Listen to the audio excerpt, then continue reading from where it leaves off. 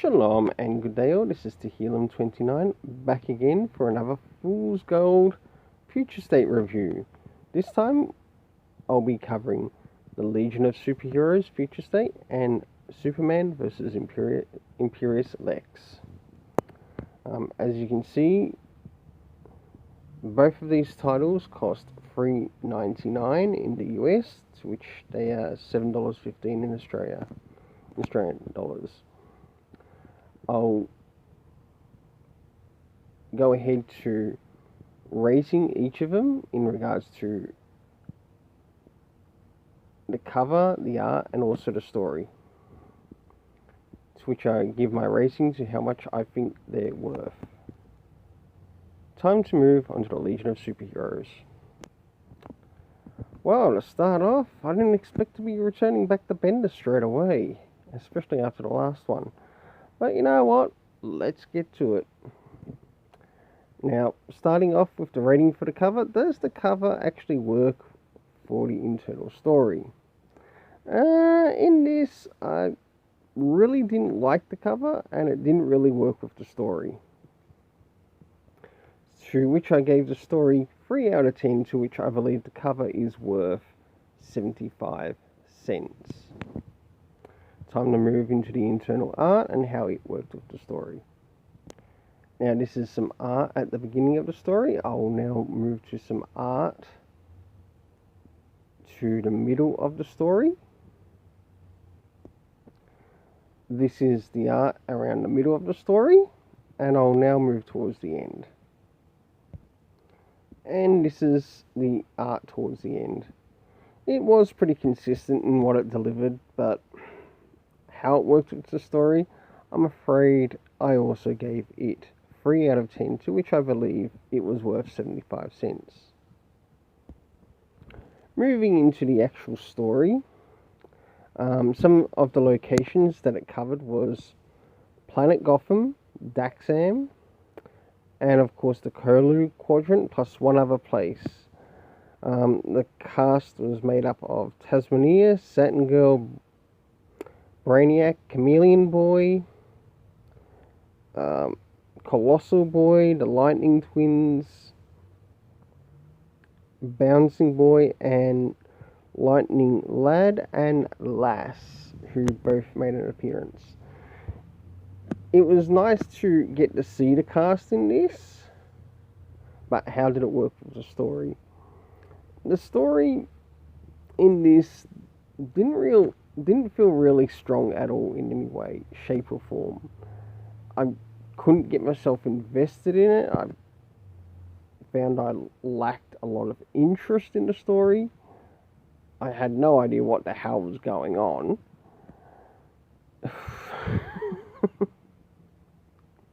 Though, with a lot of Brian Michael Bendis' stories, who the hell does know what's really going on?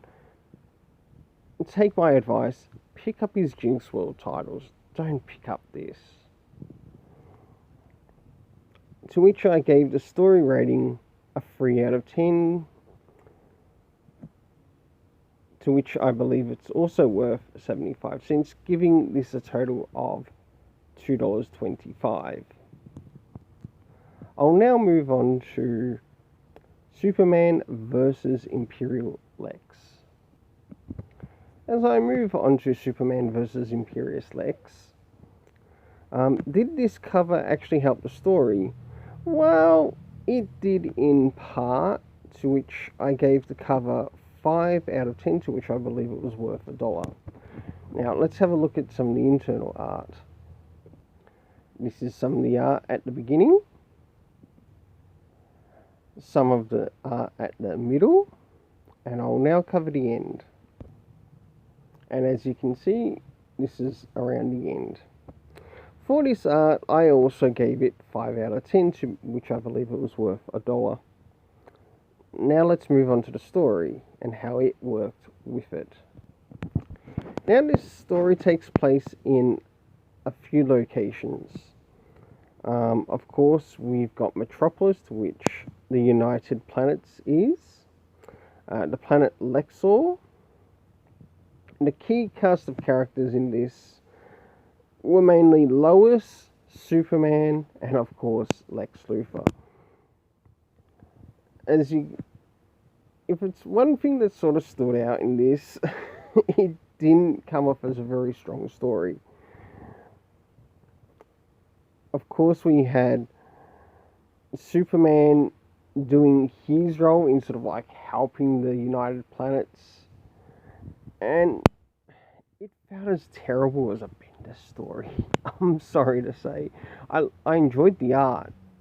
The story, not so much.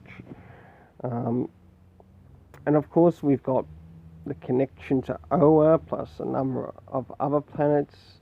Didn't see much of the Thanagarians. Apart from that, it was just mainly a flip-flop between Earth and the planet Lexor. To which Lex, of course, is seeking help from the United Planets. And of course, Lois gets picked to be an ambassador. Yeah, doesn't really work, especially if she's meant to be a Nobel Peace Prize. Is this a way to give her a bigger promotion or a bigger pay rise? It felt it lacked, and it lacked a lot. And this is where I gave the story 3 out of 10, to which I believe it was worth 75 cents, giving us a total of $2.75 for the story. Well, this is the end of this review on both Superman and Legion of Superheroes of the Future State. Please don't forget to like, share, subscribe, hit the notification bell. Until then, let's keep it colourful.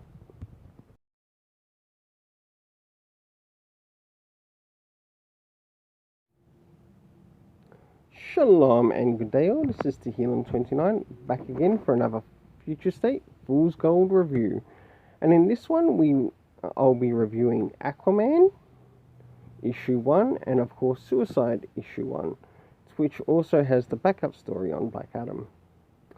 As you can see, I paid 2 different prices for these, $3.99, which is $7.15 in Australian dollars, and $5.99, which is about $10.75 in Australian dollars. And I will give my rating on the cover, art, and story, and how much I think they're all worth. So time to get started on Aquaman. So starting off with the cover for this issue. This is a really good cover, and it really works well, including with the story that's inside. To which I gave the cover 8 out of 10, to which I believe it was worth $1.75. I'll now move into some of the internal art so you can see for yourself. I'll be showing some around the beginning, middle, and of course the end. As you can see, this is some of the art which is in the middle. I really enjoyed what the artist did here. They did a fantastic job. And they also seem to keep up this consistency throughout the story. I will now show you the middle. As you can see, this is actually in relation to something that they will be meeting within the story or encountering within the story. I really enjoyed what they did here in, well, putting the variance of colours, as it points out to where these characters start to disappear to. And this is, of course, towards the end. This is where I gave the art 7 out of 10, to which I believed it was worth $1.25 for the story, or for the art. And it was really nice. Moving into the story itself, we get the locations of Neptune, to where Jackson Hyde is trying to escape. We've of course got the cast of characters of Aquawoman, which is the real Aquamans, Arthur Curry and Mira's daughter. who makes an appearance in this. And she likes to go by the name of Aqualass. And I thought that was really good within the story. Other things that I also enjoyed in this is that we got to learn a little bit of how Jackson Hyde interacts with his encounter with the Confluence in this story, and what their part is within the story. I enjoyed it so much that I gave the story a 7 out of 10, to which I believe it was worth $1.25, giving us the total of about $4.25, providing I've got that correct. Time to move on to Suicide Squad. So now it's time to move on to Suicide Squad. Now, with the cover, did the cover really help what happened in the interior and also with the story? In this case, I really didn't think so. It didn't feel like it worked with what was happening in the story, let alone including some of the spoilers. To which I gave the cover, surprisingly, 3 out of 10, to which I believe it was worth 75 cents. Time to move into the internal art, to which I'll show you the beginning and the middle for this. I won't cover the end, because we've got a second story in this. Well, if it's one thing, even though I might not have enjoyed the cover, I did actually enjoy the internal art. And it certainly shows, especially towards the beginning here of the story, as it gives off some of these characters and also to who they are. There is some weird combination of things that are happening here, but you'll soon see why. I will also give it the total rating for the story when I reach the story. This is around the middle of the story, to which I gave the art overall a 7 out of 10, to which I believe it was worth $1.25. Now, moving to the actual story itself, of course, as you know, to follow the channel, I like to learn about the locations, sort of like where some of these things take place.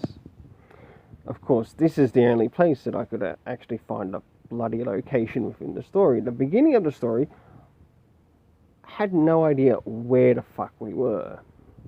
Robbie Thompson, get your act in the gear. If you really want to help us out, especially in regards to the characters and the story, don't forget, locations are just as important.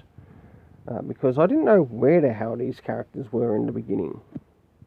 It wasn't until midway, to which this is where we are, midway in the story, to which we know one of the locations that they return to or go to, which is in fact the Pentagon.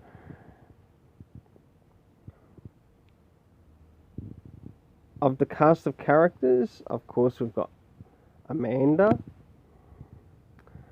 and of course this Justice Squad, and soon later on Suicide Squad. There is an appearance in this of the crime syndicate, but they're not presently used, and I thought that was interesting. But I thought the build-up, if you're trying to bring these characters in, like to work for the crime syndicate, yes, it was nice to see the comic reference for it, but I really felt it lacked in delivering anything about these characters and why they're actually working together. To which I gave the story a 3 out of 10, to which gives this story a total of $2.75. Time to move on to the second story. Now moving directly into the art of the second story, one thing I really liked about this is this writer actually took their time to deliver things that I actually enjoy in story. It's nice to see writers that care about the story, where some write like they don't care about the story, let alone who's reading the story. Now this is some art at the beginning of it. I'll show you some towards the middle and the end. Now this is some art towards the middle. I'll now move to the art towards the end. And this is some of the art towards the end.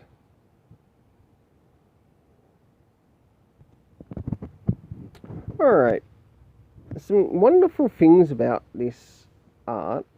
As you can see, I marked it, or I gave this art a rating of 7 out of 10, to which I believe it was actually worth $1.50. The same is similar here to the story, but a little bit lower.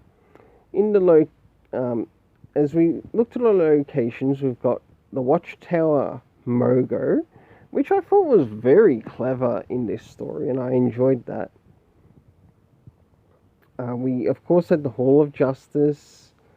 We've had the appearance of Kandak, and also the Tesseract, or the Hall of Justice in Tesseract space, which I found was very interesting. The cast was made up of Black Adam, plus it felt like the 7 deadly sins which were put in this, or the 7 sins, which are connected to the world of Shazam. We had envy, lust, gluttony, greed. The list continues, and I really enjoyed getting to see those cast of characters within the story.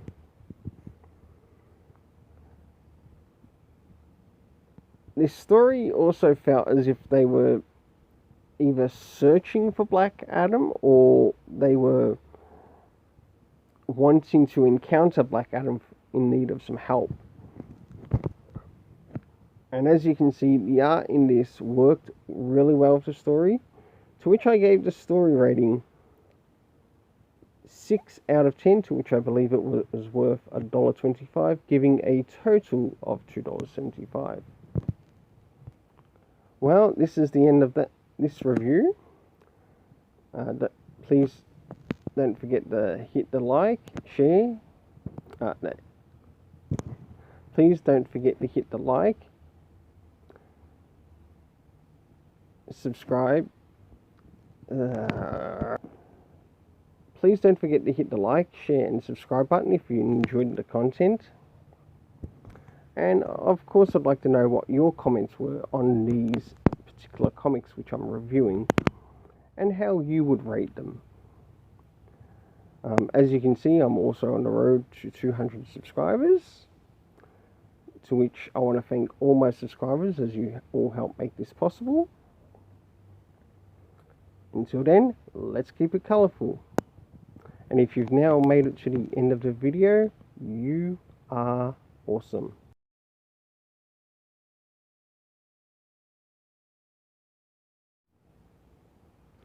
Shalom and good day all, this is Tehillim29, back again for another Future State Fool's Gold review. And in this Future State, I'm going to be reviewing Batman, Superman, and also Dark Detective. Batman, Superman being the first issue, and Dark Detective being the second issue by Tamaki, and of course a secondary story which covers Red Hood. So, let's get started. As you can see, I will be rating these in regards to the cover, art, and story. The rating is linked to how much these comics are worth and how much I think the comics are actually worth. So, as you can see, one is $3.99, which is about $7.15 Australian, and the other one is $5.99, which is about $10.75 Australian. And I'll be letting you know how much I think each story is worth once I reach the total of the story. Okay, starting off with the first one, Batman Superman issue 1 by Gene Yuang. This cover, did it really work with the story and internally as well? Surprisingly, it didn't. It wasn't the best recommendation, let alone best choice. I don't know if this was Gene's idea for this or the artist's idea for this, because it's not really working well with what happens in the story. It does have a connection to what does happen in the story, but it's not an accurate depiction. To which I gave the cover 6 out of 10, to which I believe it was worth $1.25. Now to move into the internal art. This is some art at the beginning of the story, which was really nice, and this did seem to carry over within each and every page, so it was consistent. I'll show you some towards the middle now. This is some of the art towards the middle. I actually like what the artist did here in regards to Superman. Of course, he's got his six-pack showing, but that's neither here or there, and plus one of the enemies in visual proximity. Now to move towards the end of the story.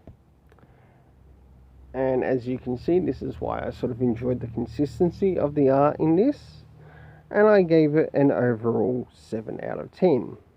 But what about the story? Where do we go with the story? Now, what did we get in here within the story? Let's move to the locations. We have got like the main Gotham City, we've of course got Metropolis, and the return to old Gotham, which is beneath modern day Gotham. And it sort of gave the feel as if working into the Batman Beyond universe. And I thought that was really clever that the writer brought this in. Some of the cast, or some of the people that make the cast, was actually a professor. Of course, we had Superman and Batman, and someone by the name of Mr. Toad, which I thought was really clever.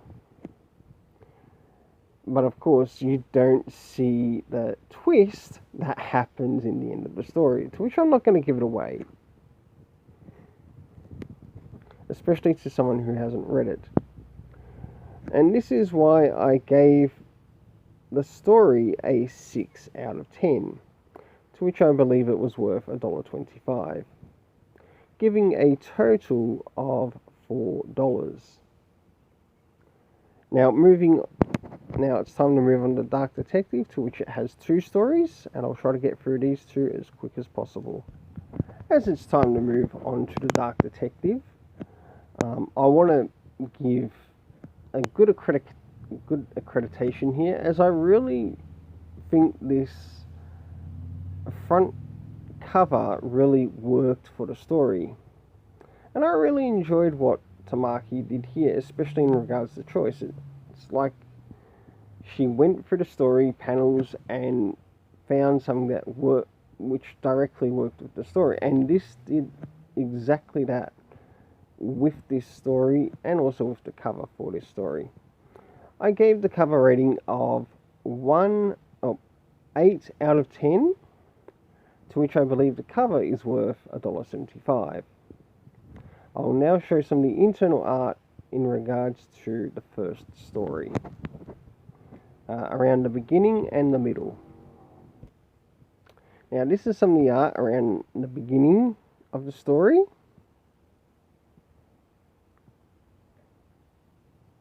And of course we've got Batman appearing.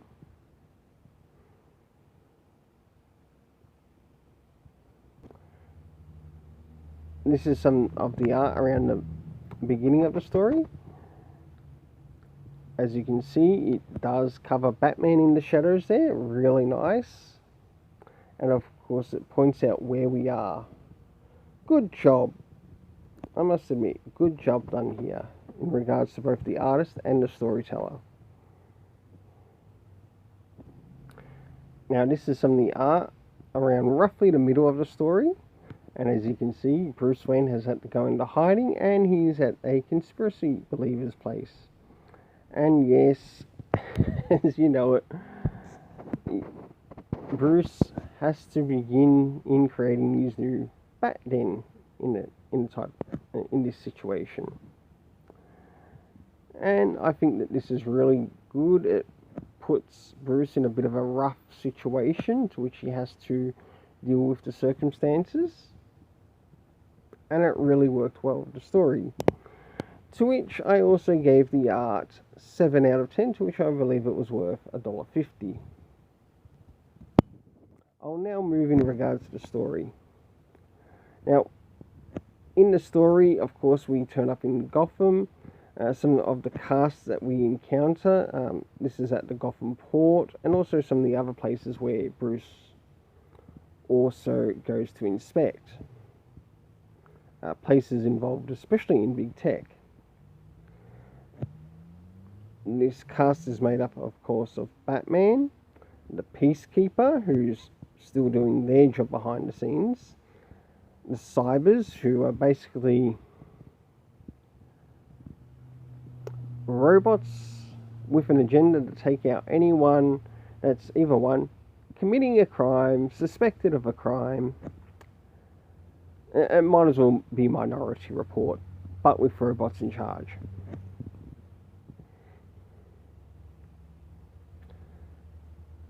And of course, Bruce Wayne doing the best he can out of the situation. I do feel that this story did improve a little bit more. I felt like it grounded Bruce in this better compared to the last issue.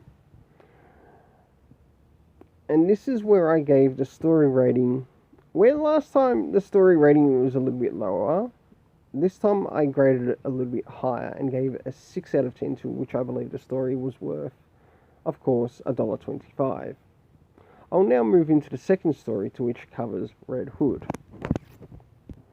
Now, I'll jump directly in some of the art which is in the story before I give the rating for the art and the story.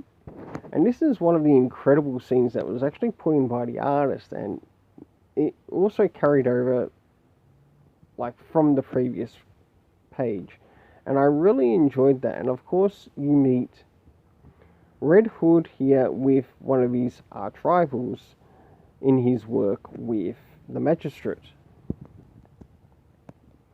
But you can certainly see one thing here is that Red Hood has actually grown quite a bit, and he has learnt not to kill people suspected of a mask crime.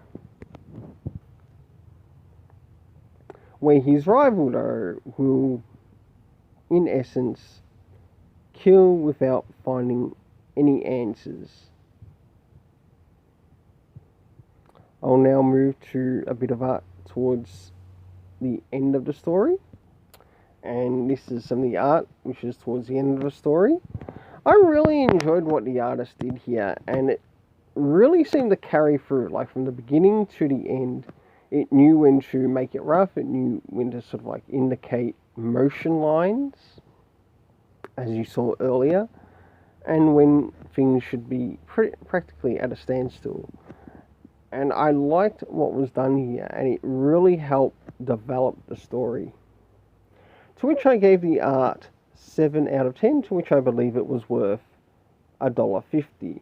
The story, though, of course, this takes place in Gotham, but we don't know whereabouts in Gotham. The cast was made up of Ravager, of course, one of the Peacekeepers at the Magistrate headquarters. Ravager, who also goes out of their way and harms someone that Red Hood was after. I heard some people mention that what Ravager did with the sword shouldn't have been technically possible, but I'm wondering if the sword that she's actually carrying is actually Deathstroke's sword, to which it would make it possible for her to do such a cut. And I think that's something that some people are actually neglecting.